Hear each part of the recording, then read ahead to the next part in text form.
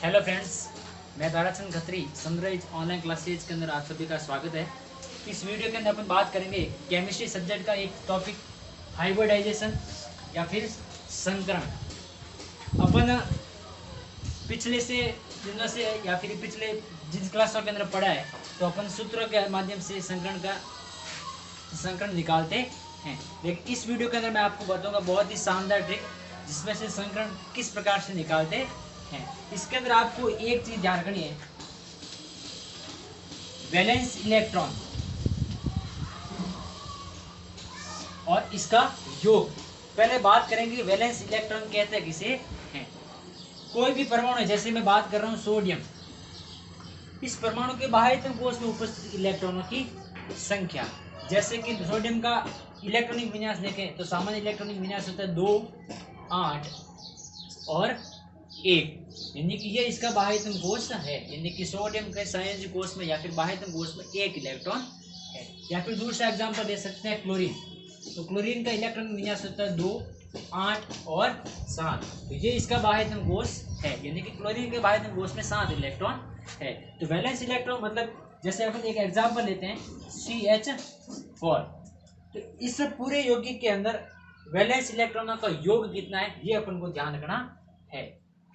मान लीजिए इसके अंदर कार्बन का परमाणु क्रमांक होता है 6, इलेक्ट्रॉनिक विन्यास इसका हो जाएगा 2 और 4, यानी कि 4 इसके क्या है, बाह्यतम इलेक्ट्रॉन है। फिर हाइड्रोजन के बाह्यतम कोश में 1 इलेक्ट्रॉन होता है, लेकिन यहाँ पे हाइड्रोजन की संख्या कितनी है, 4। तो इंटू 4, तो कुल कितने हो गए, 4 हाइड्रोजन के और 4 ही कार्बन के। तो 4 + 4 बाह्यतम कोश में उपस्थित इलेक्ट्रॉनों का योग कितना हो गया, 8। अब इसके साथ में आपको एक चीज और ध्यान रखनी है, यदि आपके पास में इस बाह्यतम कोश के अंदर उपस्थित इलेक्ट्रॉनों का योग है वो 2 से ज्यादा और 8 से कम या फिर बराबर, यदि इतना आए तो आपको उसे 2 से डिवाइड करना है, यानी कि 2 में 2 का भाग देना है। यदि आपके पास में इस बाह्यतम कोश के इलेक्ट्रॉनों का योग 8 से ज्यादा आ जाए और 56 से कम आए तो आपको डिवाइड करना है इसको 8 से, और यदि 56 से ज्यादा आ जाए तो आपको इसको डिवाइड करना है 16 से। ये 3 सिचुएशन आपको ध्यान रखनी है और संकरण अपन इसके माध्यम से निकाल लेंगे। जैसे कि अपन बात कर रहे हैं CH4 की, कार्बन के बाह्यतम कोश में इलेक्ट्रॉन कितने हैं, 4। हाइड्रोजन के 1 के अंदर कितने हैं, 1, 4 हाइड्रोजन है तो 1 × 4, ये आ गए 8। अब देखो यहाँ पे कौन सी सिचुएशन लागू होगी, 8 से कम या फिर बराबर। तो यहाँ पे 8 आया तो हम किससे करेंगे डिवाइड, 2 से डिवाइड करेंगे, तो बट्टे 2, आंसर कितना आया, 4। ये आए ऑर्बिटलों की संख्या, यानी कि ऑर्बिटल्स यानी कि कक्षकों की संख्या। तो ये 4 है। तो अपन देखते हैं कि S का 1 कक्षक लेते हैं और P के 3 कक्षक लेते हैं, यानी कि CH4 के अंदर sp3 संकरण होगा। दूसरा एग्जांपल लेते हैं H2O। अब देखते हैं इसमें हाइड्रोजन के बाह्यतम कोश में 1 इलेक्ट्रॉन होता है, लेकिन हाइड्रोजन की संख्या 2 है, तो 2 × 1 प्लस ऑक्सीजन का इलेक्ट्रॉनिक विन्यास होता है 2 और 6, यानी कि बाह्यतम कोश में इलेक्ट्रॉन कितने हैं, 6। तो ये 6, तो कितना आ गया, 2 एकम 2 और ये 6, 8 कौन सी सिचुएशन के अंदर है, भाग कितना देंगे, 2 का, इसके भी 4, यानी कि इसके अंदर भी sp3 संकरण आएगा। अपन इसके एग्जाम 2-3 और लेते हैं। एक एग्जांपल लेते हैं अपन XeO4, इसका एग्जांपल लेके देखते हैं। अब देखो Xe क्या है, अक्रिय गैस है, तो इसके अंदर बाह्यतम कोश में इलेक्ट्रॉन कितने होंगे, 8। तो 8 प्लस 1 ऑक्सीजन के बाह्यतम कोश में इलेक्ट्रॉन कितने होते हैं, 6। यहाँ पे ऑक्सीजन कितने हैं, 4। तो 6 × 4 कितने हो जाएंगे, 6 चौक 24 और 8 32। अब देखो यहाँ पे 32 कौन सी सिचुएशन के अंदर आता है, दूसरी वाले में 8 से ज्यादा है लेकिन 56 से कम है, तो हम डिवाइड किससे करेंगे, 8 से डिवाइड करेंगे, तो बट्टे 8। अब 8 का भाग 32 में कितनी बार गया, 4 बार, यानी कि कक्षकों की संख्या, ऑर्बिटल्स की संख्या कितनी आई, 4। तो इसका अंदर भी संकरण क्या होगा, sp3। एक एग्जांपल और लेते हैं अपन, XeOF4। देखो अब जिन्होंने अभी बताया कि ये अक्रिय गैस है, इसके बाध्यम कोष में इलेक्ट्रॉन कितने हैं 8, प्लस ऑक्सीजन के 6 हैं। फिर है फ्लोरीन, फ्लोरीन के बाध्यम कक्ष में होते हैं इलेक्ट्रॉन 7।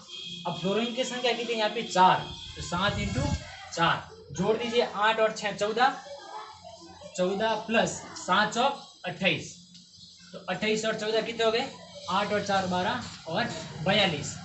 अब देखो यहाँ पे कौन सी सिचुएशन लागू होगी, 8 से ज्यादा है लेकिन 56 से कम है, तो क्या करेंगे 8 से डिवाइड करेंगे, तो 8 का भाग 42 से कितने बार जाएगा, 8 चौक 32, 8 पंजा 40, पीछे कितने बच गए 2। अब 2 का भाग और देंगे, पीछे 2 है तो 2 से बराबर है, 2 में जाएंगे तो एक बार, तो यहाँ पे आ गया आपके 6।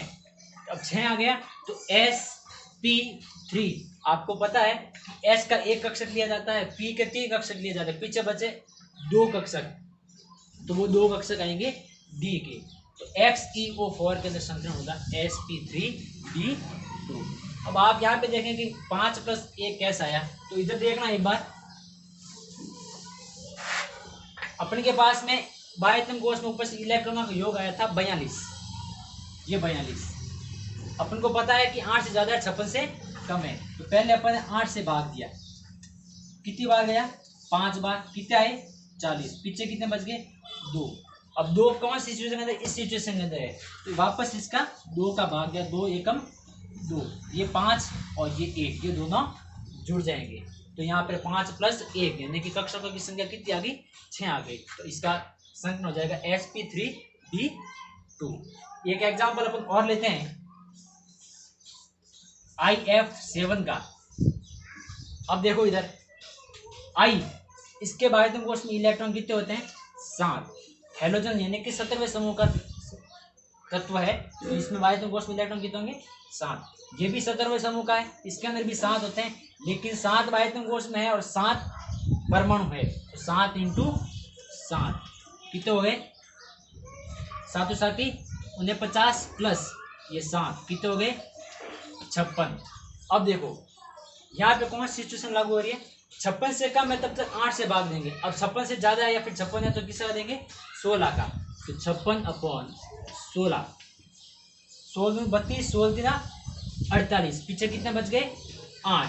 अब 8 है तो किसका भाग देंगे, पहली वाली सिचुएशन में 8 के बराबर, तो 2 का भाग और देंगे, कितनी बार जाएगा 4 बार, तो ये 7 कक्षकों की संख्या है, यानी कि संकलन हो जाएगा sp3 और d3। वापस देख लेते हैं, यहाँ पे देखो अपन के पास में कितना आया 56 आया, 56 के अंदर भाग किसका दिया 16 का, कितनी बार गया 16 × 48, पीछे बच गए 8।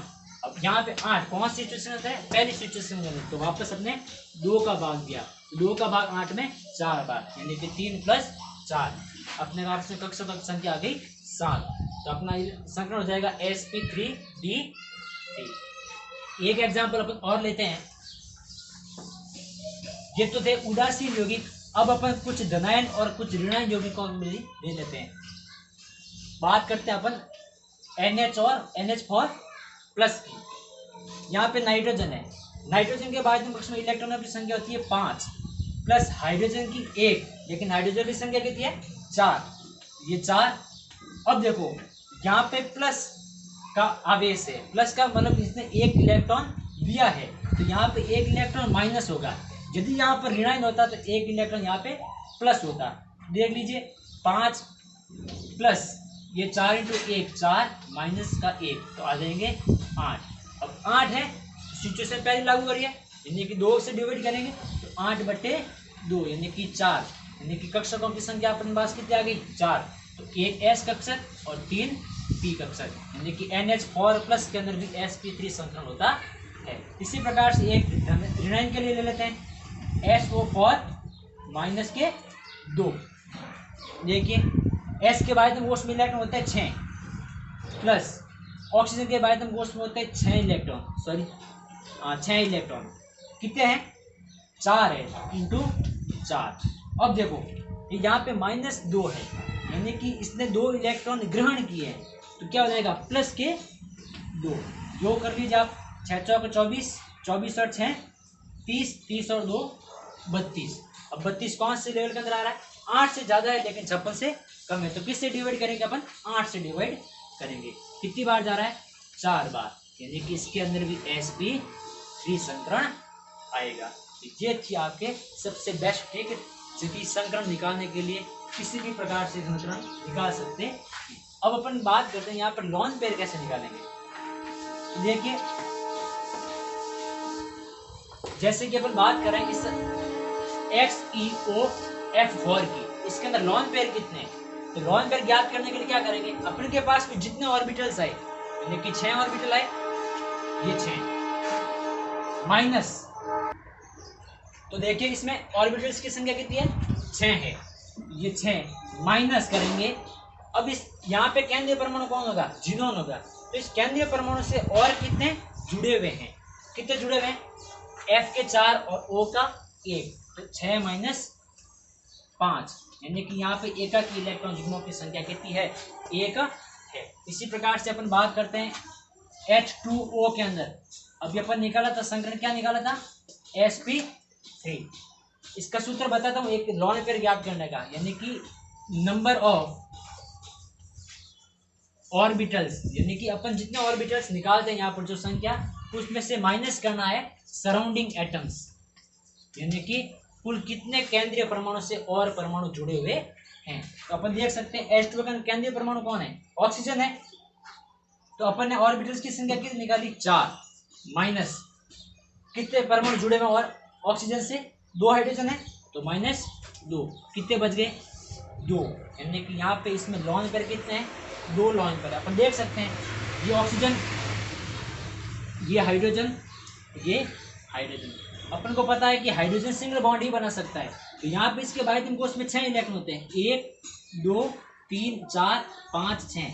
एक इलेक्ट्रॉन हाइड्रोजन के साथ बॉन्ड बना लिया, एक इलेक्ट्रॉन इस हाइड्रोजन के साथ बॉन्ड बनाया, तो पीछे कितने बच गए? ये 4 इलेक्ट्रॉन। 4 इलेक्ट्रॉन मतलब कि 2 इलेक्ट्रॉन युग्म, यानी कि पेयर। यहाँ पे देख सकते हैं 2 पेयर बच चुके हैं। और भी निकाल सकते हैं, जैसे बात कर लेते हैं अपन SF4 की, या फिर SF6 की, या SO4-2 की भी याद कर सकते हैं। अपन देख लें SO4-2 के अंदर लॉन पेयर कितने हैं? देखो, अभी अपन ने संकलन निकाला था, क्या निकाला? sp3 निकाला था। अब देखो कितने ऑर्बिटल है? 4 ऑर्बिटल है, इसे माइनस कितने सराउंडिंग एटम कितने हैं? ऑक्सीजन के 4 परमाणु जुड़े हुए हैं, तो 4 माइनस 4, यानी कि 0, यानी कि SO4-2 के अंदर एक भी लॉन पेयर नहीं है। अब देख सकते हैं SO4 के अंदर S के बायतम कोष में कितने इलेक्ट्रॉन होते हैं? 6 इलेक्ट्रॉन होते हैं, लेकिन यहाँ पे -2 दे रखा है। -2 का मतलब यह होगा सल्फर ने 2 इलेक्ट्रॉन और ग्रहण कर लिए, यानी कि इसके पास में बायतम इलेक्ट्रॉन कितने हो गए? 8 इलेक्ट्रॉन हो गए, और ये 4 ऑक्सीजन इसके साथ में जुड़ गए, और प्रत्येक ऑक्सीजन एक डबल बॉन्ड के द्वारा जुड़ता है। तो यहाँ पे ये 8 इलेक्ट्रॉन इसके ऑक्सीजन के साथ बॉन्ड बनाने के लिए काम आ जाते हैं, यानी कि SO4-2 के अंदर एक भी लॉन पेयर नहीं होता है। ये थी हमारे संकरण की निकालने की सबसे बेस्ट ट्रिक। उम्मीद करता हूँ कि आपको ये वीडियो बहुत पसंद आया होगा। अपने मित्रों के साथ में भी शेयर कीजिएगा, ताकि और भी अपने मित्रों को इस प्रकार की टिप्स को सीखने का मौका मिल सके। धन्यवाद। जय हिंद, जय भारत।